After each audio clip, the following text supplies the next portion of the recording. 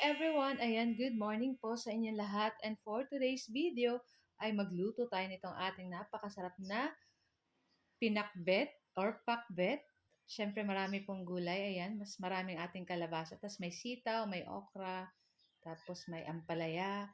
And then, ipapartner po natin itong ating fried chicken. So, tara na guys, at samahan niyo po akong magluto. And enjoy watching po. Ayan. So, meron po tayo ditong pork na medyo maraming taba. Ayan. Makikita niyo po. Talagang maraming taba niya kaysa dun sa laman. Pero ito po talaga ang masarap pag nagigisa po tayo.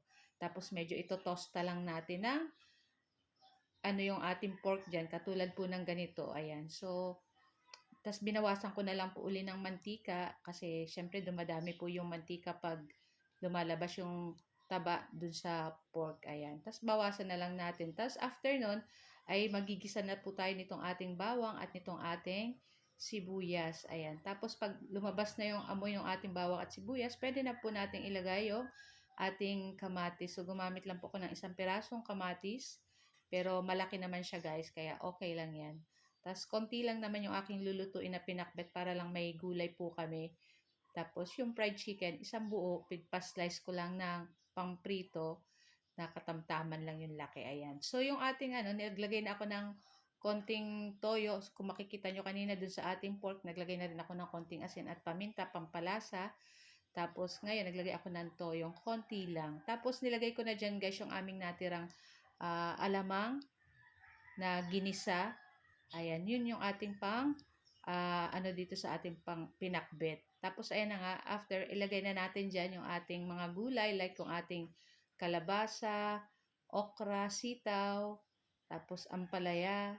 So, medyo, yung nabili natin is mas marami lang yung kalabasa. May talong din yata yan, guys. Ayan. So, naglagay lang ko ng 1 teaspoon sugar, syempre, pampabalance ng lasa. And then, naglagay po tayo ng konting tubig. At lulutuin lang po natin dyan hanggang lumambot yung ating mga gulay, katulad nitong ating kalabasa. And then, tatakpan lang po natin iyan para madali na pong lumambot yung ating mga gulay. Then, after ilang minuto, ayan.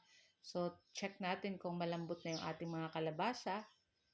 At pag malambot na, ay pwede na rin po natin yan hanguin. Ayan. So, napakabango at napakasarap po nito. Minsan po dito sa Bicol yung ganito, ginagataan nila. Yung parang sa pinakbet. Ayan, ginagataan nila. Tapos, may lahok na crab or kasag. Ayan. So, pakaluto ng ating pinakbet na ginisa. Ayan. So, magpainit lang tayo ng mantika dito sa ating pot. At pipritusin natin itong ating manok na pigmarinate natin sa kalamansi, toyo, kalamansi patis, hindi toyo. Kalamansi patis, bawang, tapos paminta. Ayan, tapos nag-ano lang tayo ng breading mix natin. Tasty Boy na may konting harina. Pig coat lang natin bago natin pig prito. Ayan, marinate ko lang siya guys ng mga 1 hour kasi syempre, nanote naman na po yung lasa niyan. Ayan, napakasarap po niyan.